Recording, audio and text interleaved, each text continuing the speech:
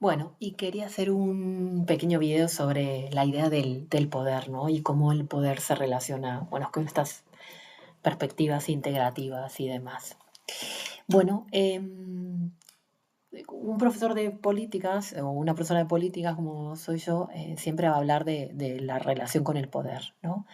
¿Cómo podemos pensar el poder desde una primera perspectiva? Luego se complejiza, pero el poder desde una primera perspectiva podemos pensar que es la capacidad que tiene un actor, una institución, una persona, para hacer que otra persona, que otro actor, actúe de una manera específica, concreta, ¿no?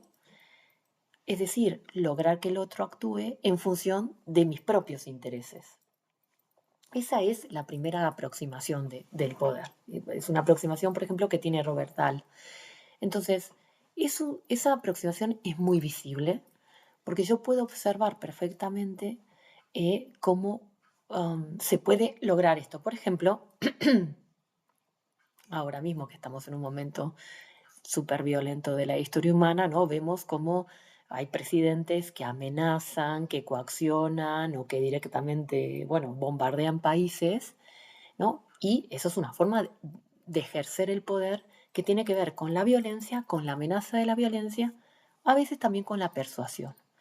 Entonces es, en una primera instancia, ese poder, bueno, vemos cómo se ejerce, obviamente desde el Estado, pero se ejerce desde muchos recursos, ¿no? Desde, obviamente, posiciones económicas, desde posiciones políticas, desde posiciones carismáticas. También se puede lograr que otras personas hagan lo que yo quiero que hagan. A veces incluso haciendo que esas personas actúen en contra de sus propios intereses y de su propio bienestar. Y ahí se ejerce más el poder, ¿no? Cuando yo logro modificar esa conducta, incluso en contra de lo que esas personas necesitarían o sería deseable para ellos. Vale. Hay una segunda aproximación al poder, que es más compleja, que tiene que ver más con la estructura. Bueno, todo esto son categorías, ¿no? Luego la realidad no es así, pero bueno, las categorías nos sirven para intentar comprender. Entonces, esa dimensión del poder que es más estructural tiene que ver un poco con actores que sean capaces de imponerse o de reconfigurar las formas que tenemos de organizar la vida en común, es decir, la estructura de nuestra sociedad. Por ejemplo, si un actor es capaz de modificar leyes o instituciones en función de sus propios beneficios, ya no tiene que estar amenazando constantemente, porque la propia estructura o la propia ley lo va a favorecer. Entonces, voy a poner un ejemplo concreto. Sí, hay que hacer una regulación energética, ¿no? Con respecto al acceso a la energía, y en algún momento muchas veces se tiene que elegir entre generar una regulación energética que proteja a las personas más vulnerables o a la propia sociedad o al bien común, o una regulación energética que proteja la propiedad privada, los incrementos gananciales y demás, y a veces, o muchas veces, esas empresas energéticas tienen muchísima capacidad de influencia en el sistema público. Entonces, el poder ahí se expresa cuando soy capaz de reconfigurar, por ejemplo, un sistema legal para que beneficie a determinados actores. Ya no tengo que presionar, que amenazar, que utilizar la violencia. La propia organización del sistema me va a favorecer. Y con los medios de comunicación también se ve muy claro, ¿no? Los medios no solo tienen el poder de decirle a la gente lo que tiene que pensar, eso es más visible. Tienen una cosa que se llama el poder de agenda, la agenda setting. Los medios pueden decidir qué temas van a hablar y qué temas no van a hablar, y de qué temas van a machacar 25.000 veces y de qué temas son invisibles. Y hay un poder que es anterior a lo visible, es estructural. Esto es un libro de Steven Lux que va hablando de estas tres dimensiones del poder. Y luego hay un tercer tipo de poder, que es un poder del que, por ejemplo, habla este Steven Lux o el del que habla Gramsci, que es el poder de generar hegemonías, es decir, el poder de generar sentidos comunes, visiones compartidas, ¿no? Que es un poder mucho más complejo y mucho más profundo y mucho más poderoso, porque tiene que ver con la propia estructura de las emociones, de los deseos, de los egos, de las subjetividades que a veces son incluso inconscientes.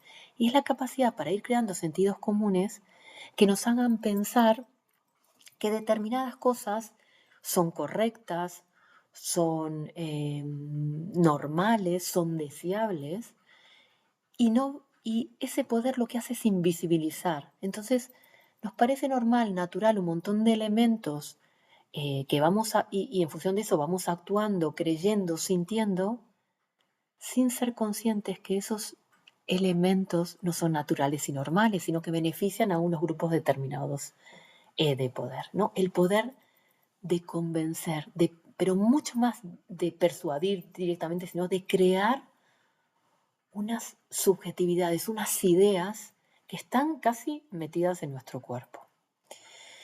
A mí lo que me impresiona de todo, bueno, luego, yo siempre digo en esto, ¿no? O sea, en la universidad nosotros nunca vamos a explicar la realidad, por lo menos yo. Lo que hacemos cuando hablamos del conocimiento es explicar ciertas categorías, categorías que nos ayudan a intentar comprender esa realidad, pero categorías que luego no pueden explicar la realidad. La realidad siempre va a ser más compleja, más integrada, es decir, no es que yo voy a la calle y veo, el poder 1, el poder 2, el poder 3. No, el poder está totalmente imbricado y vemos cómo se ejerce el poder desde la coacción, desde la persuasión, desde la estructura y desde la creación de ideas y de intersubjetividades. Pero ahí me interesa explicar un poco cómo funcionan algunas estructuras de poder, porque cuando el poder es realmente poder, cuando no se ve, cuando es invisible, ¿no?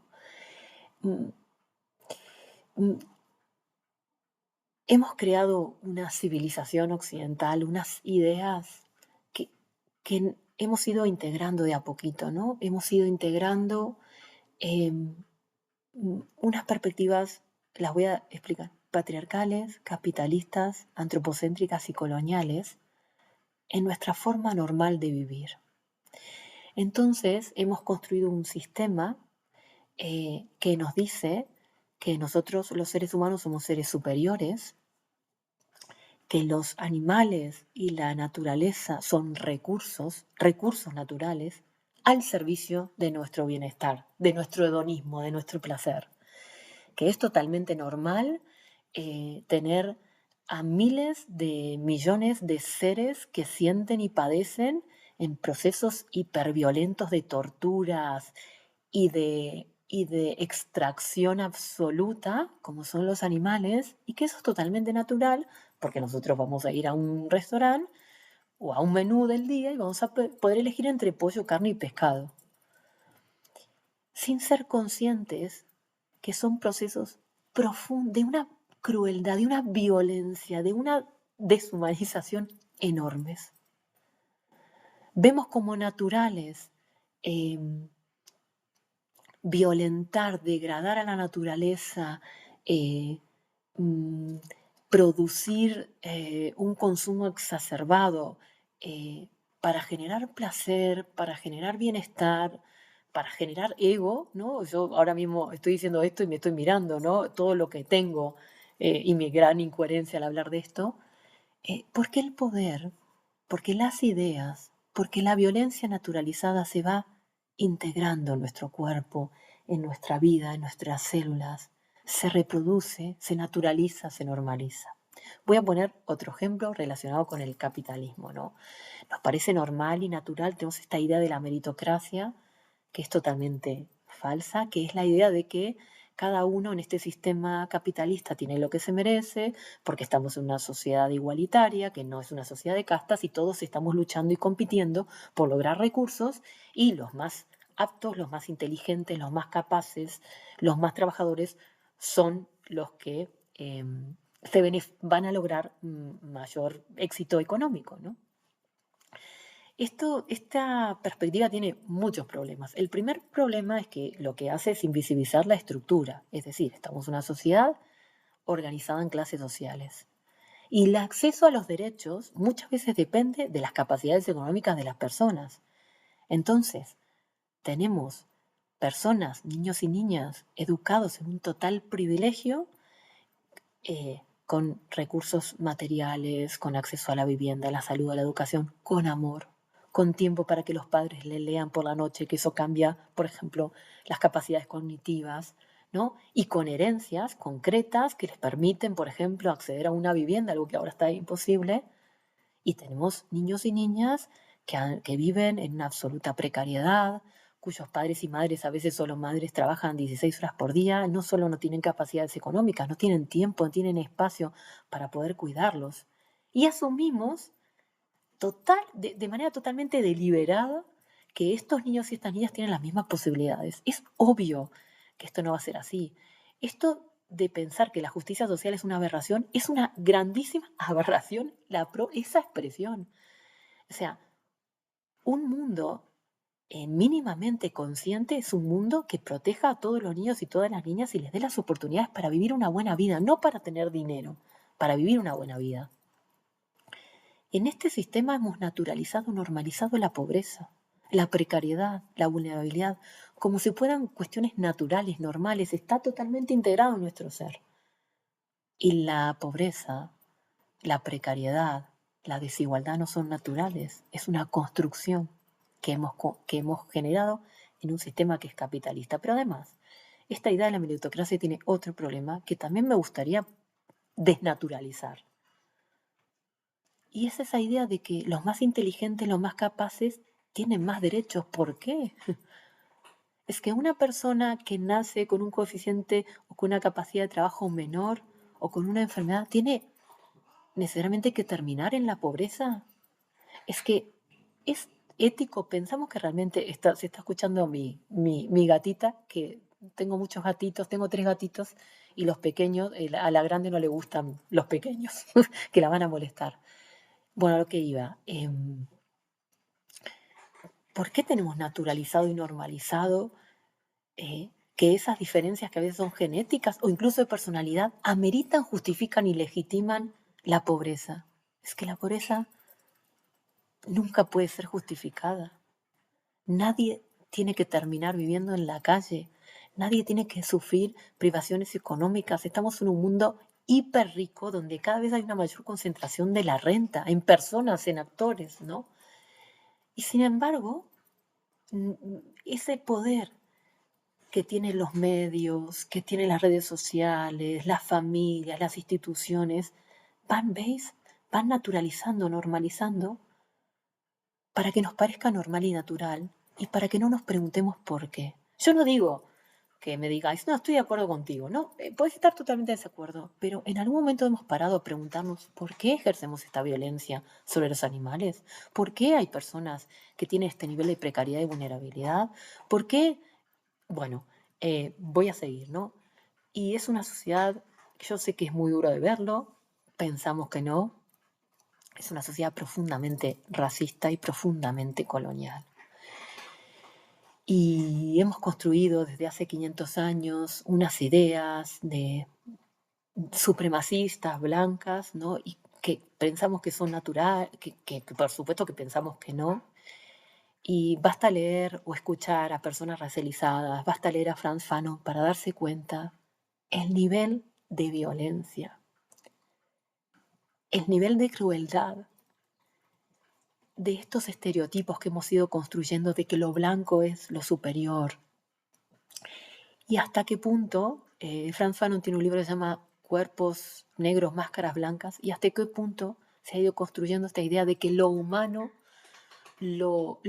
que es bueno y que es completo es un color de piel determinado. Me emociona un poco porque, ¿sabéis?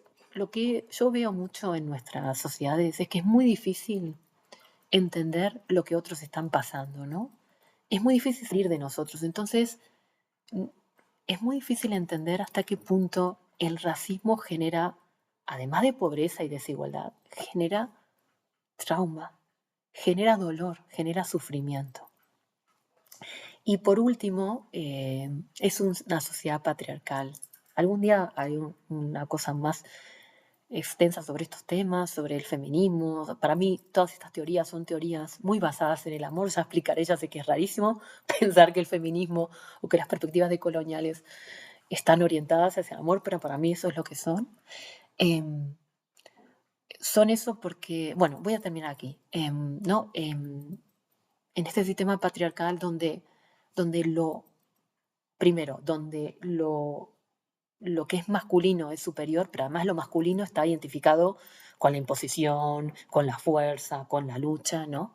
Eh, y donde hay una enorme cantidad de violencias simbólicas, culturales, directas hacia las mujeres por el hecho de ser mujeres o hacia las personas que no cumplen con los estereotipos de la masculinidad. Entonces un chico que no le gusta el fútbol o que es más emocional, ya también sufre violencia por no ser parte de ese mandato de la masculinidad. Eh, y todas estas estructuras, entonces yo me pidieron que diera una clase a unos chicos de 15 años en el cole de mi hija, y entonces les dije, claro, es que lo de la cancha de fútbol se armó un lío, era lo peor que les podía plantear, ¿no? Esta idea de que nos parece normal y natural que en un espacio donde los niños y las niñas van a jugar y tienen su tiempo libre y van a construir comunidad o lo que sea, ese espacio esté totalmente fagocitado por una cancha de fútbol que además supone un tipo de deporte que yo lo he visto muchas veces es violento, es agresivo, donde vamos a pelotazos, ¿no? Y que todo lo demás esté en la periferia, que en principio son las chicas, pero incluso aunque las chicas pudieran jugar al fútbol, es ese espacio patriarcal de competencia, de individualidad y muchas veces súper violento y agresivo que se expande ahí, y eso nos parece normal y natural, porque eso es lo que tiene el poder. Y ahora voy a terminar con esta idea. Yo creo que todas estas perspectivas, los decolonialismo, los feminismos, las perspectivas del buen vivir, ¿no? Las perspectivas que hablan de las transiciones ecosociales, de la ecología, de la justicia social, son profundamente amorosas por dos cuestiones, o por tres. Primero, todo ese poder, todas esas hegemonías, esas jerarquías, aun cuando algunas personas se consideren privilegiadas en esta sociedad, se insertan en nuestro ser, en nuestra mente, en nuestra sangre, en nuestra epigenética, producen violencia, primero hacia nosotras mismas, porque tenemos que lograr todas esas hegemonías, tenemos que ser exitosos en este sistema. Entonces, primero producen violencia hacia nosotros mismos y después producen violencia hacia los demás. Y estas perspectivas permiten primero un profundo acto de amor al empezar a comprender cómo eso se ejerce sobre nuestros cuerpos y nuestras vidas, a intentar encontrar un camino de emancipación, de libertad, de conciencia, ¿no? A intentar empezar, si se puede, un poquito a deconstruir todas esas estructuras que están sobre nosotros. Primero para no reproducirlo sobre nuestro propio ser, sobre nuestra propia vida que se termina y que capaz que estamos viviendo una vida que no es la nuestra, es la que el sistema nos pide, ¿no? En segundo lugar, yo creo que son experiencias profundamente amorosas estas perspectivas porque permiten ver cómo esta violencia también la reproducimos en nuestra vida cotidiana, ¿no? Como en nuestra vida cotidiana tenemos acciones, comentarios, ideas antropocéntricas, patriarcales, coloniales, racistas, con chistes, con comentarios, con acciones, y cómo vamos construyendo esa violencia sobre los demás, sobre los cuerpos de las personas, sobre la naturaleza, en nuestra vida cotidiana, que es lo que podemos transformar. Y tercero, creo que son perspectivas profundamente amorosas, porque como diría Walter Benjamin, ponen el foco donde tiene que estar la política, que es en los olvidados, en los oprimidos, en los violentados, ¿no? Porque si tiene sentido la política, si tiene sentido la comunidad, si tiene sentido la organización de un espacio en común, es para pensar cómo podemos organizar una sociedad digna y protectora. ¿Y dónde está el sufrimiento? ¿Dónde están los olvidados, los condenados de la tierra, como dice Franfano? ¿Dónde están las personas violentadas y olvidadas? Es ahí donde está la política, es ahí donde está nuestra responsabilidad ética y es ahí donde tiene un sentido también la organización de la vida en común. Entonces, yo creo que preguntarnos sobre el poder, en este sentido del poder sobre, ya haré otra cosa sobre el poder para no preguntarnos cómo ese poder, cómo esas hegemonías se expresan en nosotros, es un proceso de emancipación hacia nosotras mismas y nuestro ser para poder cultivar otro tipo de emociones, la bondad, la compasión, la gratitud, el sentido sobre los demás, para poder construir comunidades más sanas, menos tóxicas, menos violentas, para no reproducir en nuestras pequeñas vidas cotidianas esa violencia que observamos en el mundo y para también pensar cómo generar políticas, actores y procesos que protejan a las personas, que generen justicia social, que generen políticas compasivas y que además protejan a la naturaleza y a este bello planeta que es la Tierra. Muchas gracias. Aquí estamos.